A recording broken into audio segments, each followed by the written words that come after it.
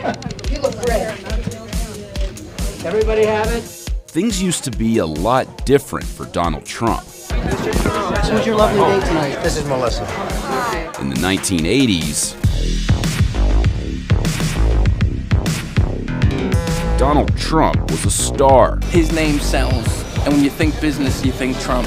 My son, he's 22 years old, and Mr. Trump is his hero. We're from Oregon, and Donald Trump is popular out there. He's my idol. I really respect him, and I think he's amazing. Everything he does seems to turn into gold. By 1988, Trump was a major name in real estate. The New York Times called him one of the richest men in the world, with an estimated net worth of $3 billion. And he bought the luxurious Plaza Hotel for $390 million. For Donald Trump, the next logical step was buying an airline.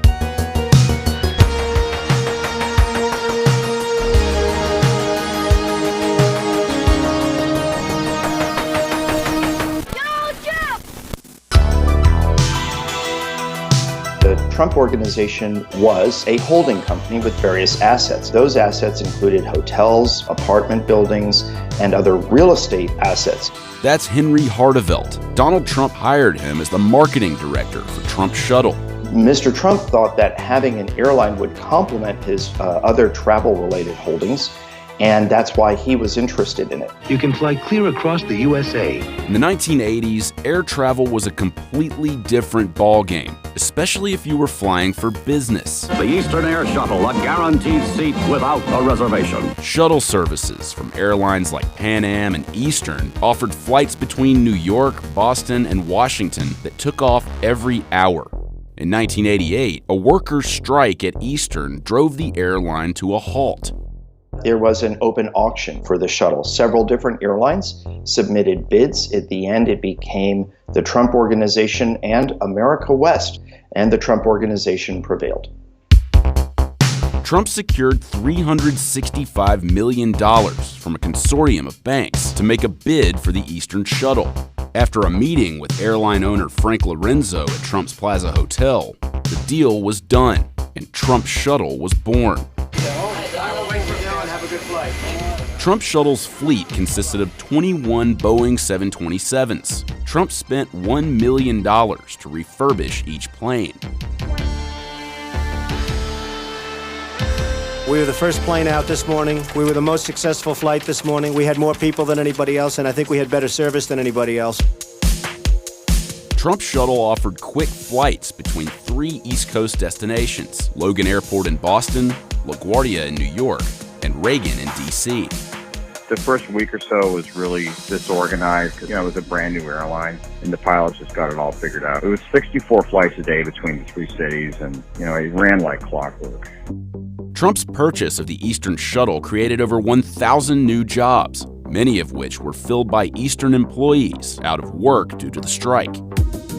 Employees like Rosemary Durant, a Boston-based flight attendant who got a job with Trump Shuttle. I was a flight attendant with Trump Shuttle from the beginning to the end. I began my career with Eastern Airlines. Towards the end of Eastern Airlines, we had the opportunity to bid off to work for the Trump Shuttle. It was strictly a lottery system. It was an opportunity to continue flying, continue getting a paycheck. I had a place to go. I had a job that I loved. I got to continue working. He saved us. We're going to really be a good competitor, and I think it's going to be a lot of fun. So the primary competitor that we flew against was Pan Am Shuttle, and a very, very fine competitor to have because Pan Am forced us to bring our A game to the shuttle market. In true Trump fashion, he soon went after his competition. I love competing against Pan Am. If you've got to compete, Pan Am is the one you want to compete against. Trump didn't just troll Pan Am at press conferences. He also poached their talent, hiring former Pan Am Shuttle president Bruce Nobles to run Trump Shuttle. Safety. Everyone says, don't even ever mention safety. I want to mention safety. To me, it's very important. The safety is number one priority. There is an unwritten rule in the airline business. You never attack another carrier's maintenance and safety. Mr. Trump attacked Pan Am's maintenance, and that's just something you don't do. Trump suggested that Pan Am's financial struggles might jeopardize the airline's safety, and his remarks soon came back to bite him.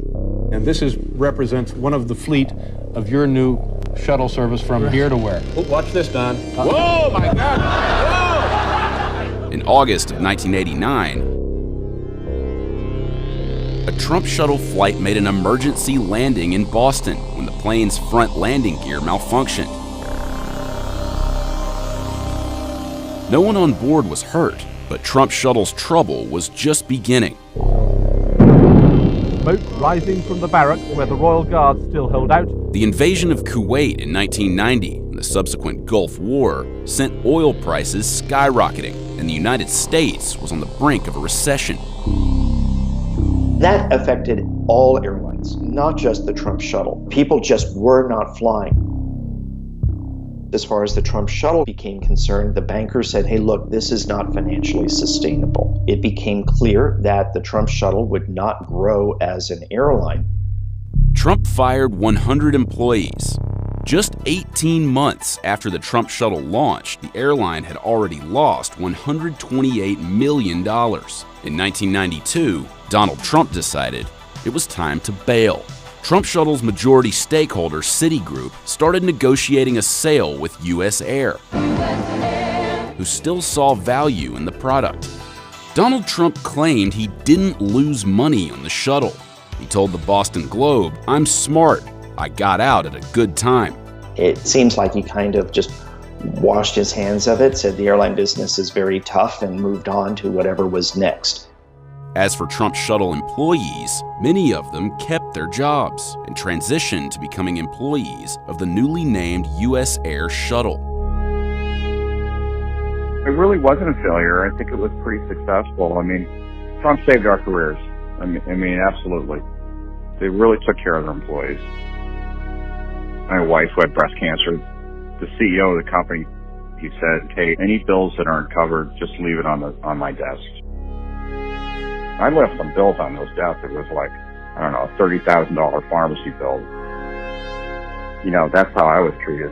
And so I'm sure that came down from Trump. I don't have anything bad to say.